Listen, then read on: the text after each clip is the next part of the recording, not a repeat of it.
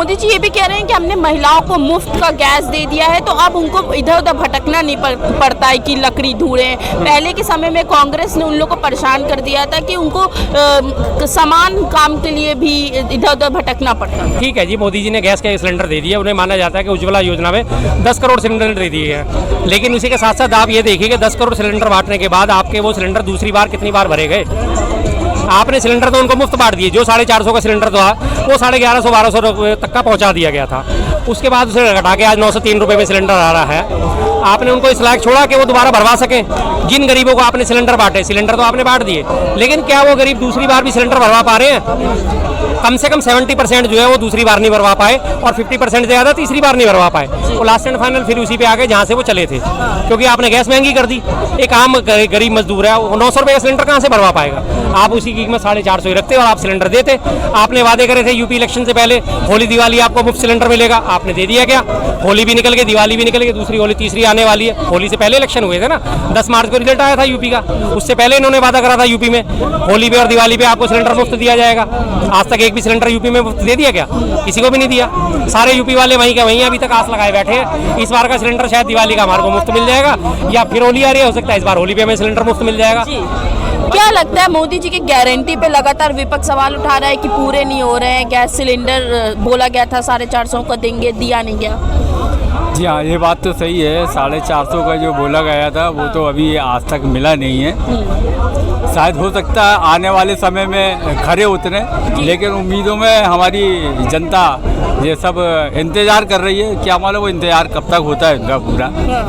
तो गारंटी इन्होंने इतनी सारी दी थी कि रोजगार को लेके दिया था, महंगाई कम करने को लेके दिया था, तो क्या लग रहा है कितना पूरा कर पाए? ये महंगाई तो बढ़ती ही जा रही है, आम जनता ये देख रही है महंगाई तो बढ़ रही है। आप यहाँ पर ये चांदनी चौक में भी देख रहे हैं, ये सब लोग जो महंगाई के मारे हुए हैं, जो सब इधर उधर भटक रहे हैं। बहुत से मेन चीज़ ये क्या है, रोज़गार तो कम है, रोज़गार को उनको पूरा करना चाहिए। बहुत से शिक्षित बेरोजगार बहुत घूम रहे हैं, शिक्षित बेरोजगार बहुत घूम रहे हैं, और उसका प्रयास उनको भरपूर करना चाहिए आने वाले समय में। अगर इस तरह से जो महंगाई का और इसका रोज़गार का अगर इसके ऊपर फोकस करेंगे और एक्चुअल में करेंगे तो फ़ायदा मिलेगा मोदी जी को। एक्चुअल में मैं भोपाल से आया हूँ और घूमने के लिहाज से आया था मैं दिल्ली में। अच्छा लगा, यहाँ पर जामा मस्जिद के पास में खड़े हुए हैं, जामा मस्जिद देखी, दिल्ली का लाल किला देखा, अंदर का घूमा, अच्छा रखा, मेंटेन करके रखा है काफ़ी। और अभी हम यहाँ से इंडिया गेट गए थे, वहाँ पे भी बहुत अच्छा श्रृंगार किया है, अच्छा लगा। अभी और घूमना, अभी चांदनी चौक में मैं अभी प्रवेश कर रहा हूँ, है ना, अच्छा लगा इधर। अच्छा, क्या लग रहा है 2024 में किसकी सरकार आ सकती है, किसका काम पसंद आ रहा है? मोदी जी का आएंगे। मोदी जी आएंगे, क्या काम पसंद आ रहा है? उसमें क्या तीसरी बार 100 लगने वाला है मोदी जी का। क्या लगने वाला है? तीसरी बार 100 लगेगा। अच्छा, तीसरी बार 100 लगेगा। काम पसंद आ रहा है? काम सही चल रहा है जो चल रहा है। पर विपक्ष लगातार सवाल उठा रहा है, देखिए कि रोजगार को लेके कुछ नहीं हो रहा है, बोला गया था महंगाई कम होगी। जिसको जो करना है करो, मोदी जी आएंगे। जिसको तो आपको क्या लग रहा है कि मिल रहा है कि नहीं, रोजगार मिल रहा है कि नहीं, महंगाई कम? रोजगार जिसको मिलेगा मिलेगा मिलेगा, जिसको नहीं करना है वो नहीं करेगा काम धंधा। अच्छा, हाँ, तो इतनी पदें खाली है, फिर क्यों नहीं भरी जा रही है? सब हो जाएगा। क्या लगता है आपको, क्या लग रहा है किसकी सरकार आने वाली है? मोदी की आएगी। मोदी की आएगी 100%। क्यों ऐसा क्यों कह रहे हैं आप? इसलिए कह रहे हैं कि अच्छा काम कर रहा है वो। हाँ। आप कहिएगा महंगाई, महंगाई को मत मोलिए। अच्छा। महंगाई इसलिए कि देखिए, अरे इधर आइए, कैमरा अच्छा ठीक, इधर आइए आपको। हाँ बोलिए क्या कहते हैं आप? जी बोलिए, आप अपना जवाब दीजिए, इधर आइए ना, कैमरा के पास आइए। हाँ, महंगाई का है पहले बताइए, किस चीज़ का महंगाई है? हम कमाएंगे तो महंगाई कुछ नहीं है। अच्छा, आज पाकिस्तान के अंदर में 200 रुपये किलो आटा है, वहाँ खा रहा है कि नहीं आदमी? हमारे यहाँ कितना 30 रुपये किलो आटा है।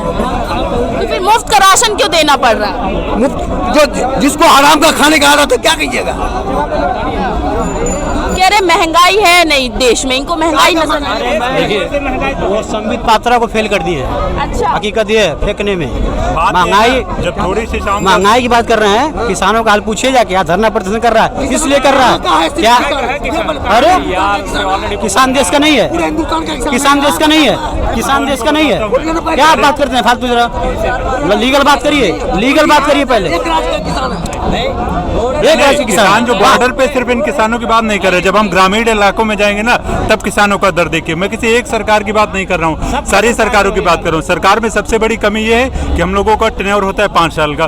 5 साल का टेन्योर होता है तो कोई सरकारें जो इंफ्रास्ट्रक्चर डेवलपमेंट मतलब बिल्ड करने में विश्वास नहीं रखती। आज वो इंफ्रास्ट्रक्चर डेवलप करेंगी तो कल जाके कोई दूसरी सरकार उनका फायदा उठाएगी, तो वो अपना फायदा नहीं उठा पाएंगे। इसलिए शॉर्ट टर्म में जैसे डायरेक्ट बेनिफिट ट्रांसफर कर देते, किसानों को पैसा दे देते, या लोगों को उसका एंड यूज जो है वो कंट्रोल करना होगा। ऐसे बहुत सारी चीजें हैं जिसको, और बाकी विपक्ष जो होता है, विपक्ष क्या करता है आजकल कोई भी हो, जैसे हमारे यहाँ यूपी में अखिलेश यादव जी हैं या सेंटर में राहुल गांधी जी हैं, तो ये क्या करते दूसरों की कमियां गिनाते कि भाजपा नहीं रहेगी, ऐसे हटाएंगे, जनता ये करेगी, वो कर देगी। इनको ये न करके जबकि ये करना चाहिए इनफैक्ट कि वो अपनी अच्छाइयाँ बताएं कि इनको ये करना चाहिए, ऐसे हम ये करेंगे, हम ये योजना लाएंगे, या यहाँ पे ये कमी, किसी तरीके से मिल के काम करें तो थोड़ा समय लगेगा और पूरे सिस्टम में एक सुधार की जरूरत है। देख आप, हाँ आपको क्या लग रहा है, कितने सहमत हैं इनके बात से? सहमत तो ठीक ही कह रहे, कोई गलत नहीं कह रहे। सरकार से जो भी कुछ है वो तो हिसाब करना चाहिए, लेकिन रहेगी सवाल जैसे किसान आंदोलन की बात कर रहे हैं। किसान आंदोलन जो है केवल पंजाब के ही कर रहे हैं, कहीं और का तो नहीं कर रहे। अच्छा, पूरे देश का किसान भी आना चाहिए साथ में, उसमें ना की बात नहीं है, जैसे कि ना की बात नहीं है। किसान का क्या बता रहे हैं जी क्या लगता है, एक तरफ मोदी जी किसान के सम्मान की बात करते हैं, दूसरी तरफ इस तरीके से आंदोलन के लिए किसान आ रहे हैं। देखिए टोटली पूरी तरह से किसानों के मुद्दे पे सरकार फेल्योर है। एमएसपी भी गारंटी देने की आप बात करते हैं और वहीं आप कहते हैं कि किसानों के एमएसपी देने के लिए मजबूर है। आप जाएंगे, आप जब वोट में जाएंगे वोट लेने के लिए तो कहेंगे कि हम सरकार बोलेगी गवर्नमेंट को जो है किसानों के एमएसपी देंगे, और जब आप सत्ता में आते हैं तो एमएसपी का मुद्दा ही भूल जाते हैं। और किसान ये इनकी मैं बात कर रहा हूँ गरीबी की, महंगाई की, तो ये बोले हैं कि गरीबी कहाँ है। अगर गरीबी नहीं है तो आज हमारे भारत देश में 80 करोड़ लोगों को सरकार जो राशन दे रही है, क्या उसकी जरूरत है? सरकार जो है क्या इस सरकार इस बात का जवाब देगी कि 80 करोड़ को आखिर क्या नौबत आ गई कि 80 करोड़ लोगों को राशन बांटना पड़ रहा है? क्या इसकी जरूरत पड़ी? आप रोजगार की बात करिए, आप इंफ्रास्ट्रक्चर की बात करिए, जिसपे लोग जाके अमल करें ताकि उनके जेबें भी भर सके। आपके उद्योगपतियों को ला रहे हैं, उनको इतना छूट दे दें। आपको ये अभी बात की है किसान सिर्फ पंजाब के, अरे किसान तो पंजाब के तो है, तो भारत के ही, विदेश को तो है नहीं। और एमएसपी की बात करें, आप मेरी बात सुनिए, आपकी मैं बात समझ लीजिए। अब आप मेरी बात सुनिए, आप मेरी बात सुनिए, आप मेरी बात सुनिए। अब मैं आपको सुन लिया अंकल, मैं आप सुनिए, आप मेरी बात सुनिए, मैं सुनिए मेरी बात। सरकार अडानी अंबानी जी का बिल पैसा सब माफ कर दे, टैक्स, और जब किसानों की बात आती है तो बोलती क्या है, मीडिया बोली चिल्ला चिल्ला के अर्थव्यवस्था पे बर्डन पड़ेगा। अरे कैसे बर्डन पड़ेगा? तुम देना नहीं चाहते हो, सरकार हर एक चीज से फेलियर है। नहीं, मुख्य रूप से बात यह है कि एमएसपी जो है सरकार एजुकेशन की क्या बात करते हैं? कह रहे हैं कि जब उद्योगपति का आ रहे एक बार से जवाब ले ले, वो मैं बता रहा हूँ। रोजगार की बात है, महंगाई की, वहीं उत्तर प्रदेश में बिहार सरकार है जो क्या नाम है आए दिन उसकी रोजगार पे वैकेंसी लाती जा रही है। अभी हाल ही में टीचर वैकेंसी लाई थी 90,000, और यूपी में हाल ये है कि ये लोग वैकेंसी लाए थे पुलिस की 60,000, जिसमें फॉर्म अप्लाई किया गया लगभग 55 लाख के करीब, और उसमें भी ये खबर आ रही है कि पेपर लीक हो गया है। क्या ये गवर्नमेंट पेपर एग्जाम कराएगी? हर जगह से पेपर लीक हो रहा है। आरओ का बोर्ड कह दिया है कि जो पेपर हुआ आरओ का 1 महीने पहले उसको निरस्त करने जा रही है, जो उसका विभाग है उसको निरस्त करेगा। क्या ये बात करेंगे ये लोग? क्या लगता है कि इतने वर्षों से इंतजार करते हैं युवा की आएगा, भर्ती आएगी तो फिर भरा जाएगा, पर इस तरीके से पेपर लीक हो जा रहा है। पेपर जिस हिसाब से लीक कराया गया है ये विपक्ष पार्टियों ने कराया। विपक्ष राहुल गांधी तो कह रहे हैं कि सरकारी चाल है, प्रधानमंत्री छानबीन होगा, पता लग जाएगा कौन कराया कौन नहीं कराया। अगर जो आ जाएगी सामने सबके बाद, तो सरकार अगर जो लीक सरकार ऐसा सिस्टम पहले से ही क्यों नहीं बनाती ना कि इसकी नौबत ही ना है। छानबार नहीं सिस्टम कैसे नहीं करने पड़ेगा? जितनी बार यूपी में टेट का एग्जाम होता है उतनी बार लीक हो जाता है। आरओ का कोई भी स्टेट परीक्षा हो, यूपीएससी को छोड़ के, मुख्य लोक सेवा आयोग, संघ लोक सेवा आयोग को छोड़ के ऐसा कोई एग्जाम नहीं। सरकार सिर्फ अपना खजाना भर रही है।